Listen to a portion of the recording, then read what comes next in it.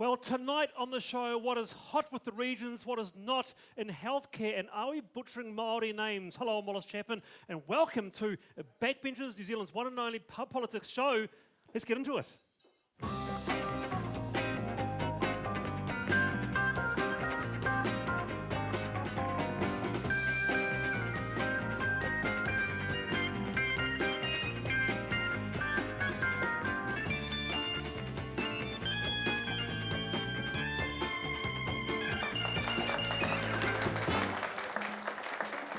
It's great to be here tonight. Welcome to Backbenchers. Good to see such a good crowd here tonight. And what a great show lined up. We've got the satirist white man behind the desk. We've got the young man from Kapiti College, Finian, whose video about Māori pronunciation exploded across Aotearoa. He is later on in the show, but what a panel tonight. Will you please welcome the Deputy Leader of Labour, Annette King. Thank you. Annette King, good to have you on. How are you? I'm great. Thank you, Wallace. It's good to be back here. Welcome back to Backbenchers. Okay, here we go. Quick three. Andrew Little said the New Zealand national anthem was a dirge. Do you agree? Well, I do think it needs to be sped up. I think they Sped could up? Yes, play it faster and change the words, and then it'll be okay. You wouldn't... What word would you have? Sorry? What words would you have? Well, I haven't written them yet, but I think I do So think the we're more appropriate words. The national anthem written by Annette King. Round of applause for that. I think that could be a wow, interesting idea maybe. All right. Question 2. What can you promise all New Zealanders so that Colin Craig does not hold another press conference? Oh, good. I'll ring his wife and tell her. Exactly. Keep him off the telly. All right. Okay. And finally, are the Nats ignoring the regions? Certainly are. I mean, I don't think they know what's going on in the regions. They spend all their time at the Sky City in Auckland. All right, okay. All right, here we go. Another Backbenchers. Will you please welcome National MP Waitaki, Jacqui Dean. Jacqui. Hi, Wallace. Good to have you back on.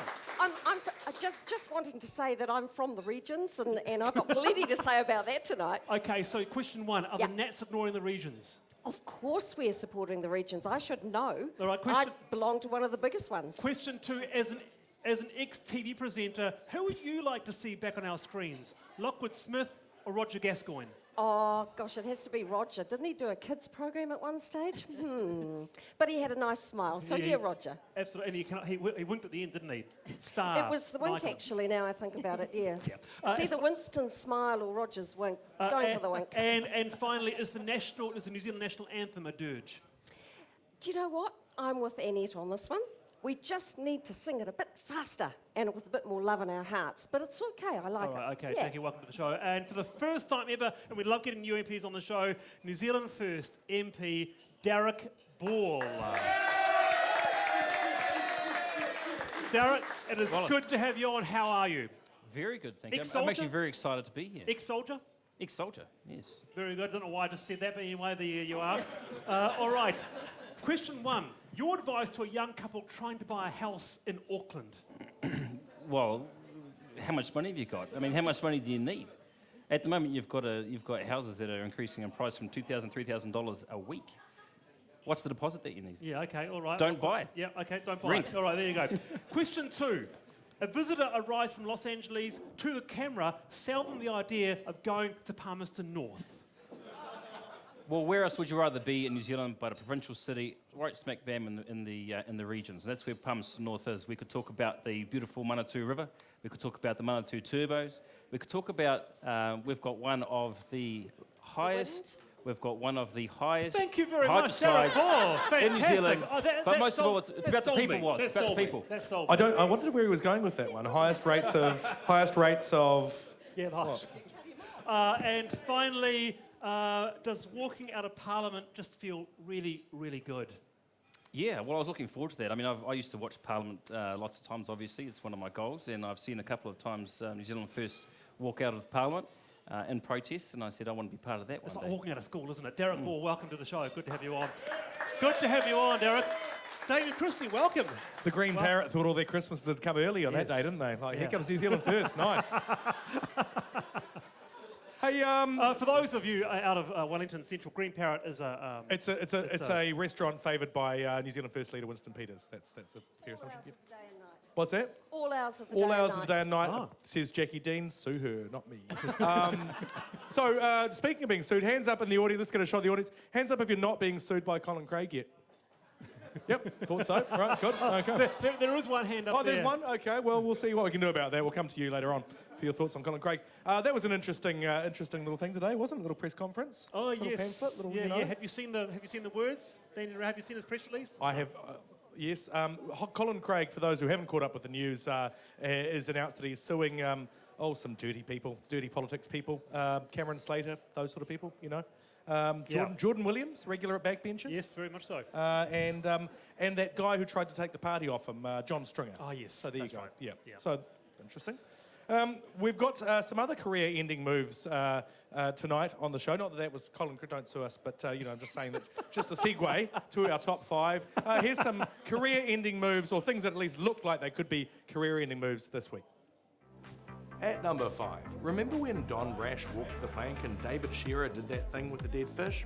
Well, I'm not going to say it's career suicide to jump off something, but come on, people. At number 4, this one wasn't intentional, but if anyone ever wants a picture to go with the headline, Andrew Little's support collapsing, well, this has to be it. At number 3, of course, if you really want to end a career quickly, these are the images you want. Deputy Speaker of the House of Lords, John Sewell, or as he's now known, Lord Coke. We could do with some nice little young Asian lady, I would have thought tonight, but never mind. At number 2, Jerry Brownlee is no one's puppet, but one Christchurch cafe does give you the option of dressing up the Minister for Earthquake Recovery. And number 1, this video might not end Lindsey Graham's career, but it certainly ended a few cell phones. Miffed at Donald Trump giving out his mobile number in a speech, Trump's Republican rival got creative in response. Not quite sure what the message is here. Weirdly, he's not taking any calls right now.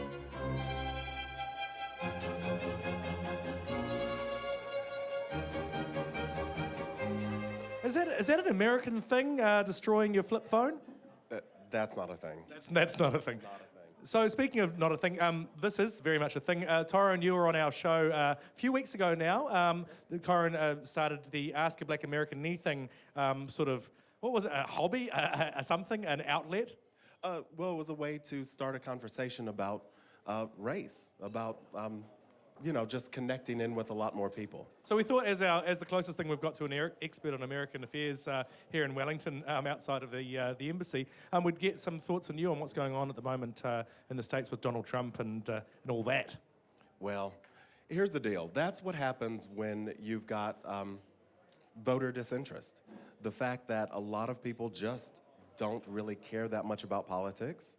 You end up with somebody who's crazy and entertaining, who can drive the narrative. How much of what he's very popular, he's sort of leading from what I saw at the moment, after saying basically that Mexicans are rapists, for instance, is that a sort of a tapping into a hidden vein of racism in America, or is it purely because he was on the TV? Both. Very much both. I think when you don't care, you can say anything you want, and he's saying whatever he wants, and that taps into a lot of what other people think about politics. Is this good or bad for the Republican Party and or Hillary Clinton's chances next time? I think it's fantastic for Hillary. Yes. Thank you very much for coming on, our American Affairs expert, Tyrone. Thank you. Just on that, Jacqui, thank you very much. Who would you like to see as the next president of the US? Well, not Donald Trump anyway. Who else? Oh. Who would you like? Well, it's a pretty crowded field Hillary? so far. Yeah, well, she's all right. What about you, Annette? Definitely Hillary. Definitely Hillary. Definitely Darroch Hillary. Ball, who would you like to see? I don't know too much about it, but I like Hillary. Hillary, all Yeah. right.